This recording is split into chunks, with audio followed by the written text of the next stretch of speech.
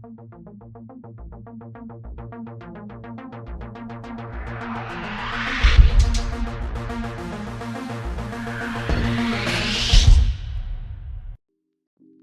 guys, what's going on? RoundedTikTak here, bringing you another trap tunnel guide. But real quick, before we get into it, just two quick announcements. Number one, we are doing a top 5 pistol video and I need your input. So leave a comment down below of your top 5 pistols. I already said this in a previous video, but a lot of people thought it was just an update, like little update thing. So if you guys can, this video should get some more traction than that one. Please leave your top 5 pistols down below. I'm going to compare them and put them all together in a comprehensive top 5 community list versus my list. And second, this Saturday, 15,000 subscribers on YouTube giveaway over on Twitch, twitch.tv/RoundedTikTak. Come stop by this Saturday, 11:30 a.m. Eastern Standard Time. We're going to be doing giveaways all day long and just basically having a little bit of a party. So hopefully we will see you there. Let's get into the guide. This is the choke point.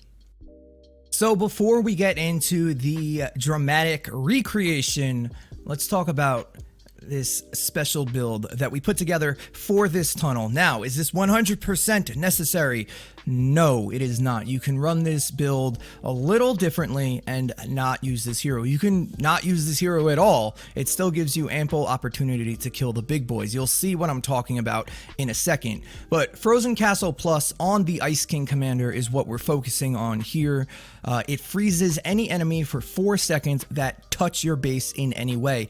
That includes smashers in their charge animation too, and that's important here. Slow your roll is just freezes enemies and they are slowed by 43% if they melee attack you. And the last thing is you can place whatever you want as long as, if you want to play supportive, you don't even have to. You can play aggressive with, hammer builds and stuff like that, but cold to the touch is what we're also going to add to this just to have a little more synergy with Frozen Castle and slow your roll. The 14% extra damage that you get is noticeable and allows you to do a lot more damage in total. We're going to be using a hard hitting weapon here. You'll see in the video, but I just wanted to point that out, that it's not 100% necessary, but using this build, I definitely have great results. And I mean great results. Nothing even, you know what? Let's just get into it.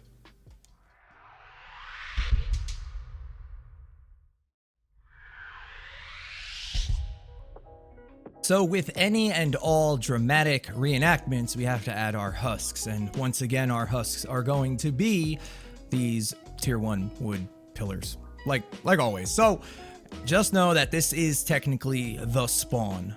This is what we're going to use just so you guys can kite the husks the correct way. So these little pillars are going to be the spawn. Then after that, this tunnel is going to be a long 1x1, I guess. And we're going to add our atlas, which is just that pyramid right there. Since the game is 50% off right now, we might have some new players, so I just want to touch on this. You need the husk to actually come down your trap tunnel. I know a lot of people have problems with this. This is what you need to do. You can set up these barriers. It's just a wall with a stair behind it, and it acts as a deterrent for husks to break through all that nonsense, so they go down the easiest path, which is going to be your trap tunnel. Then we set up a long 1x1, 2 tiles, and then we're going to start making the tunnel. You can see right here, I was just showing these old zigzag build, which is still perfectly fine. And we know that this actually takes the husks longer to get through the tunnel than just floor spikes. This works because once you put the wall pushers in this tunnel, it knocks them backwards instead of across the actual tunnel itself. So you're going to do 2 boxes with 1 zigzag floor piece, as you can see in the video right now. Then we're going to add a back wall to it and an inverted F4 piece, inverted pyramid piece, or stairs work fine too. So this is the setup for the tunnel. You basically want a very small opening for the husk to get through. Now, this is going to cause a problem with smashers, but that's why we're playing this character in particular, but we'll get there. So we're going to take what we've learned from our other trap videos and apply it to here. So we're going to put a wall pusher here because we know that they'll fall across the slanted floor and get pushed out of the tunnel. We're going to add a broadside trap here as well because it's just that damn good.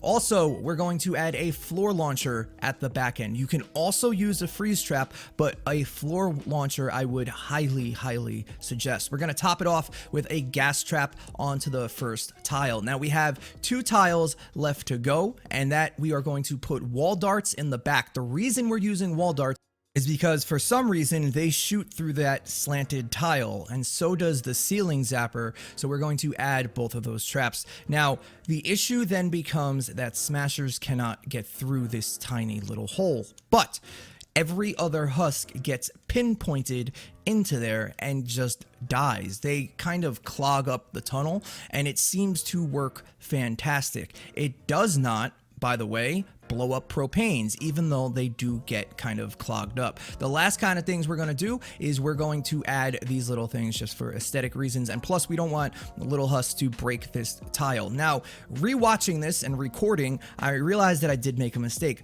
The slanted floor tile is in the wrong direction. You want the tip going towards the left side, not the right side closest to the hole. You want to switch that. You can't always do it depending on where the spawn is, but in this case with a straight on spawn, I messed it up. That floor tile should be switched. This last wall here, you can add a trap here, but being a trap guide, I'm trying to use the minimal amount of traps that you possibly can to have an effective tunnel. Last thing you can do is you do not need that last pillar. The pillar makes it a very tight squeeze for every husks, but smashers will try to break through. That is why we're using Ice King. However, if you switch that pillar to the right-hand side, you will have everything just pouring out, which is fine, but it's just a little less convenient for a choke point tunnel. Another thing that we're going to talk about real quick is if the spawn isn't directly ahead of you, you're gonna have to make some changes to the tunnel. So say this spawn, these pillars are now the husks once again, is on the side of the tunnel, and you want to use this. It's still a great tunnel, but it's more like a double 2x1. You can change the floor tile to a regular one, put floor spikes there, and then on the right hand side, put a broadside trap, and that allows you to do a decent amount of damage that way. You still get the benefit from the wall darts, the ceiling zapper, and everything like that, and it still turns into a choke point kind of trap. The last thing I want to mention is you're going to see that I barely even shot any bullets. This tunnel is a lot more effective than I thought it was actually going to be, but the last little piece de resistance that I like to do is I like to add a defender like right at the entrance of, or the exit of the tunnel, and throw on an old Betsy or an obliterator or a Jack's Revenge, a hard-hitting gun. That way, if anything gets through it, they will just one-shot them. It's a pretty fantastic build. Let me show you it in action.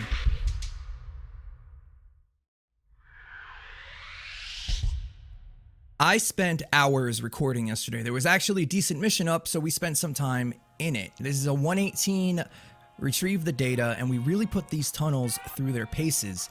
They worked every single time.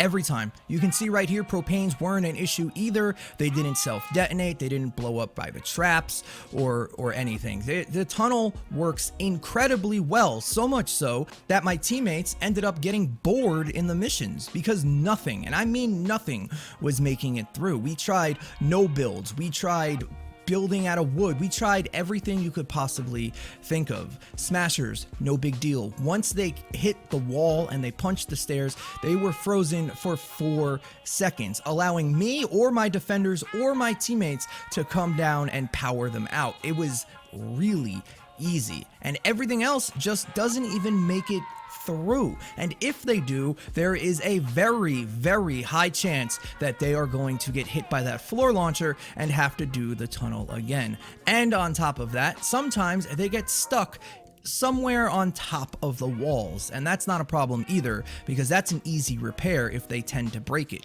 You can see right here 2 smashers coming in, and all we do is power them down because they decided to punch the stairs instead of trying to get out of the tunnel. That's why we're using the Ice King.